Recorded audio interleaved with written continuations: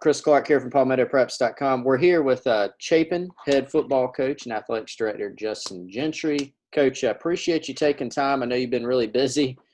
Wanted to catch up with you about, just what's going on in Chapin and, high school football in the state of South Carolina in general. And we're also excited. We're going to break down a couple of your class of 2022 guys here in just a little bit. But first of all, tell us a little bit about how things have been going there, what you guys have been doing sort of in the wake of, the high school league's decision that they passed down recently with, when the football season is going to take place. Just walk us through that process and what you guys have been doing. We started, we cranked up a couple weeks ago with our summer workouts. Prior to that, we were doing a lot of online type stuff with our guys. We've got a program that's totally remote that the guys were able to physically follow, and we could track them that way and give them something to do. A lot of our guys did have access to weight equipment, et cetera, but we had to build a program for kids if they had to pretend they had nothing. And, when we came back in a couple weeks ago, our physical fitness as a group was pretty good. Of course, there were some that we could tell hadn't done much during this time, but that's okay. The good thing is we got them back, and we had to get shut down there for a little bit like everybody else around us. This week here, we do a thing called coach-player relationships. The acronym for it is CPR. And it's talking about stuff outside of X's and O's, and we always start fall camp with that. I thought this was an important time this week for us to go ahead and do it. We're breaking back into our summer workouts starting again on Monday across the district. And, we've been through a good bit around here at Chapin High School as a program, and felt like the quicker we could get our guys back and start talking to them and, talking outside of football with these fellas, because right now they got a lot on their plates. And, football is still important. It's very important to a lot of us and a lot of those guys, but just wanting to get them back in front of us and talk and get them to open up a little bit. Yeah. So, and some people that are watching this may know, some may not, but break down the phases that you guys are going to be in as you progress towards week one now, as the calendar has moved back a little bit. Right now we're in what's called phase one. The high school league has broke it down into three phases. The high school league commissioner, Singleton, let us know last week or so about a phase 1.5, kind of in between 1 and 2. That will allow us to potentially make our groups a little larger, make us be able to do a little more with the ball. So right now we're when we crank back up Monday, we'll still be in phase one mode, getting these guys in shape, focusing in on heat. But the way we're going to do things is when we first started, we had several stations where we were rotating them through and focusing more on conditioning, strength and conditioning.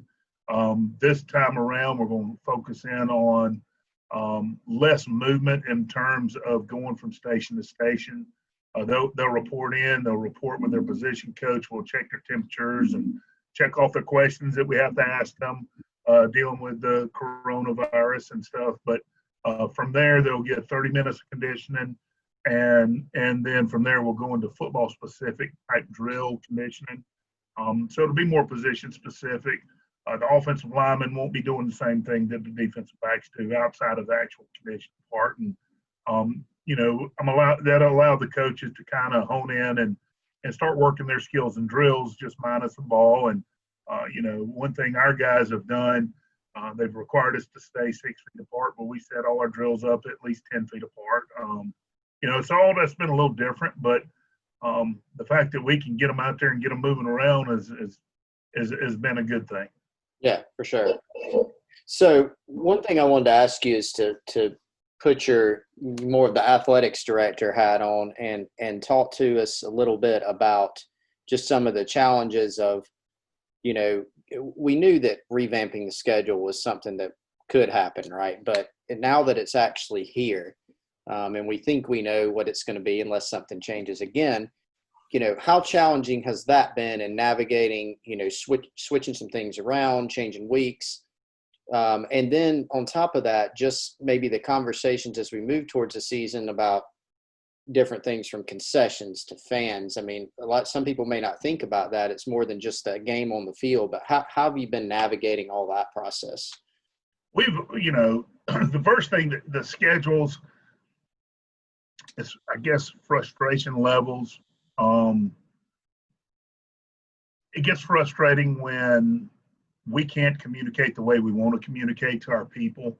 We're having to wait to hear what the next step is, and we're not just sitting around. We're pushing, we're planning. But as an athletic director and coach and all that, we don't go into this thing with one plan. I told my coaches this morning, we had a staff meeting, and we laughed, and he said, "So, Coach," he said, "what plan is this?" I said, "Well, this is that Plan C I told you back in April." I said, "We're executing our Plan C now." And anything outside of Plan C, Jesus is going to be walking through the doors of the gates of the field house. So we're on Plan C. We do have a Plan D. And anything outside of that, literally, we'll have to wait and see from what's happening. I think as coaches and administrators and school or athletic administrators, we can't operate with one plan ever. We've always got to have a fallback plan. We've always got to be thinking a step ahead. And, so we've got the plan in place. So that hasn't thrown as much of a wrench in the engine because we've had time to get it ready. And, it's never going to be a perfect plan, especially, what worked for Chapin may not work for Dutch Fork, or what works at Dutch Fork may not work at Chapin. It's all about how it fits into what you do and how you like to do things. And both plans can be great. It's a little bit different. But, from the concessions and how it's going to look from a concession standpoint, I've talked with several of our booster members who handles all our concessions. You're liable to see, instead of one or two concession stands, you'll obviously pods set up. You may only, it just depends by the time we get to playing. You might just see prepackaged type food as opposed to the hot dogs and the boiled peanuts and the chicken sandwiches or whatever they serve. But, you'll see drinks, candy, prepackaged type stuff. That's kind of the way we've been looking if things stay on track as to where they're going. We hope and pray that we're going to be playing in front of a packed house. We just don't know what that's going to look like yet either. I know the governor has got a ban on all spectator sports right now. As soon as that gets lifted, or if it gets lifted, the districts across the state have been starting talks, at least in their houses, and that's what we've been doing inside Chapin High School to start the discussions on what a jamboree may look like, or what game one playing Irmo at home is going to look like. But right now, until we get directives as far as who can and can't be there, or who can be there at all, we'll get our plan in place and be ready to rock and roll.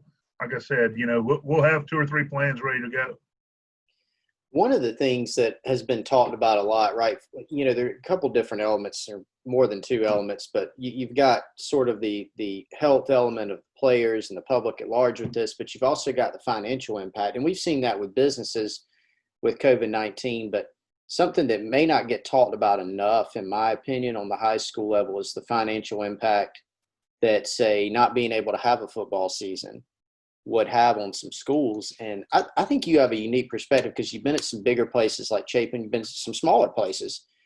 So, whether it's as a coach or an AD, can you speak to that a little bit about just because it looks like we're moving towards a season, but if not, right? If you had to play in the spring, or you can't play at all, how devastating is that to athletic departments in high school?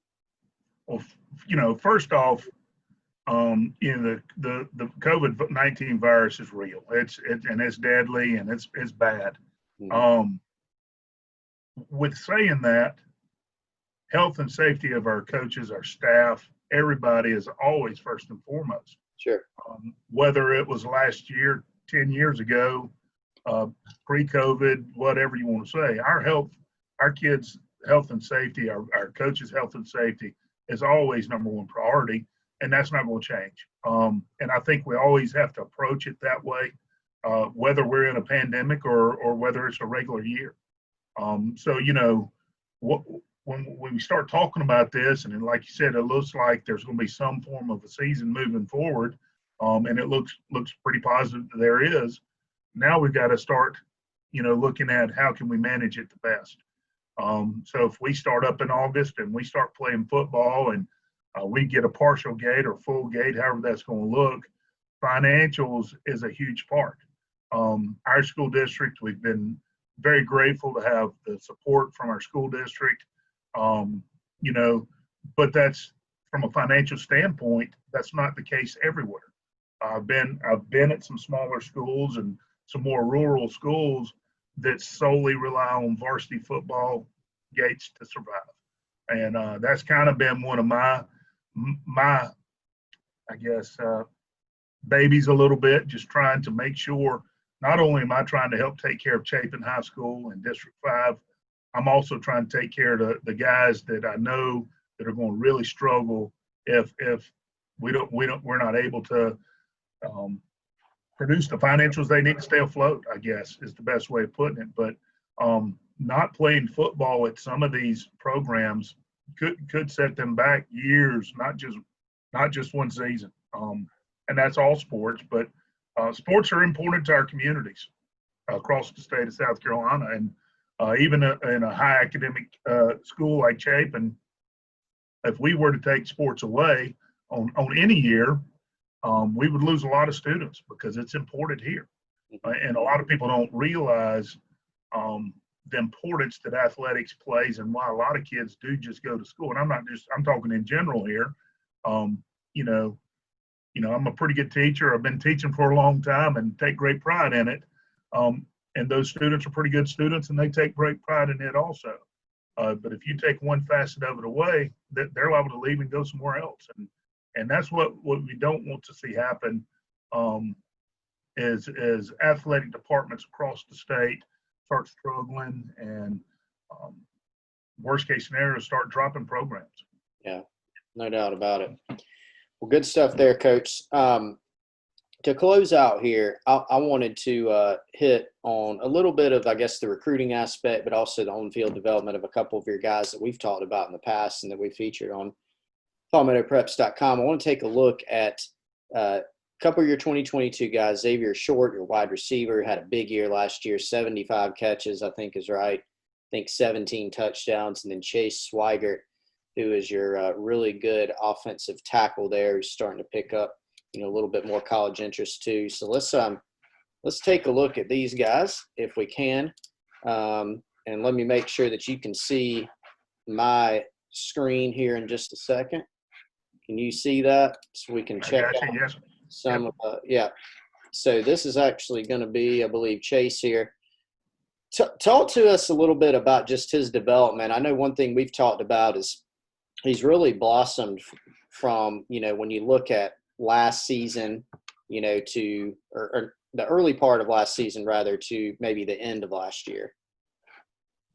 Chase came out the gates a little bit slow as a sophomore. That's usually expected. I saw it, you see it with most guys that start as a freshman. They come in and there's nothing wrong with what they're doing. I think it's just a little bit of a higher expectation, especially if they come in as a starter as a freshman or coming in as a starter coming off their freshman year. But, Chase came out a little slow out the gates a little bit, I guess you could say. About week 5 or so, week 6, just really, really started blossoming and playing with the mentality that we knew he could. You're watching right there. That's the second game we played against Dutch Fork.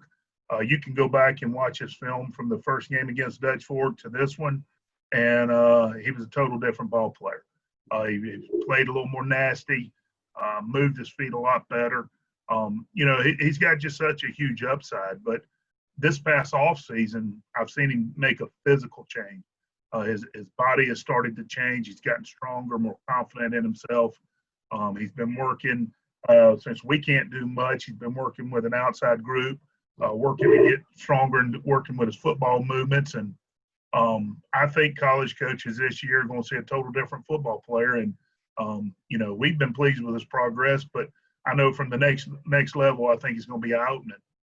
Yeah, no doubt. Now, how big is Chase right now? And then we're going to get into Xavier. Is he 6'6"? What is he? 280, 290 now? He's he's 6'6", right at 300, give or take. Okay, yeah. I weighed him a couple weeks ago, measured him. He was 6'6". I'm wanting to say he was like 302 or 298. He's hovering right around 300. Stuff. All right, so that's a little on Chase Swigert, 2022 offensive tackle for Chapin. Any college coaches listening, good stuff from Coach Gentry right there on him. Definitely a guy worth monitoring. Now here's Xavier Short, another 2022 prospect going into his junior year, one of the state's most productive wideouts last season. Like I said, I think 75 balls caught, 17 touchdowns. This is a guy you've really raved about. You've had the fortune of coaching some really good, really productive receivers. Tell us a little bit about how he stacks up and his skill set. Xavier's just a natural. He brings something to the table that, as a coach, it makes it easy to coach him. He's just got so much natural ability. He's got a huge upside to him. He can go up and get the ball. His speed is extremely deceptive. He's consistently a 4-5 guy. I think one of the things that hindered him a little bit from his film this past year to where he is right now is in the film that you see, he's 175 pounds. He weighed in a couple weeks ago. He's 205 pounds now. He's 6'2", 205, and we still clocked him at a 4.5. So he's carrying 25, 30 more pounds than he did this time last year, and he's just as fast, if not a step faster. And that's going to breed confidence with him. That'll give him the confidence he needs to go across that middle. That'll give him more of the confidence between the ears, knowing how much more bigger and stronger he is right now. And like I said, he can run and jump with the best of them. His hands are phenomenal. I rank him up there. I coached, I didn't coach him personally, but Xavier Zimmerman played for us at Marlboro County, and his hands are very similar to Xavier Zimmerman. And you can stand 5 yards from him and throw it as hard as you can, and you never hear the ball hit his hand. It's just he's got soft hands. He can jump out the gym. There's not a thing that he can't do as far as on the football field. He's a very good athlete, and he's a competitor. He loves to compete. Hates to win more than me or as much as me. I was telling a story about him the other day after we had a heartfelt loss again against AC Flora last year, and I'm always the last person out of the locker room, and of course he was sitting right there with me, and of course we were soaking with each other, but it was a good game by both teams. But he's just a true competitor. And he's going to want to beat you if it's playing Uno. He's going to try to get the best of you. If it's a pickup game of horse, he's going to try to get the best of you. But he's going to compete like it's a national championship on the line, and it doesn't matter what he's doing. Yeah, good stuff. So obviously, I mean, high praise there with, you start talking about Xavier Zimmerman and comparing him in any facet. That's big. And I feel like, Coach, maybe these couple guys, maybe someone jumps in with an offer or two, and it probably gets the domino effect rolling. So really looking forward to seeing those guys this year. And, hey, I really appreciate the insight on Xavier and Chase and really everything about what's going on in Chapin, what's going on in the high school football landscape across the state. Great thoughts. We wish you the best of luck this year at Chapin as you navigate a very interesting set of circumstances. And we look forward to continue tracking you and covering your program. So thanks a lot for joining us here, Coach. Appreciate you. I appreciate it, Chris, and I appreciate what you're doing with PalmettoPreps and putting highlights on all these guys, because it's tougher right now than it's ever been from a recruiting standpoint. Sure. These kids have missed a lot, these seniors and these juniors, as far as camps and stuff, and you guys out there promoting our guys. I mean, that's phenomenal. And I tip my hat to you from South Carolina, not just from Chapin High School. Thanks so much, Coach. I appreciate the kind words, and thanks again for joining me. Thank you, Chris. All right, have a good one. You too.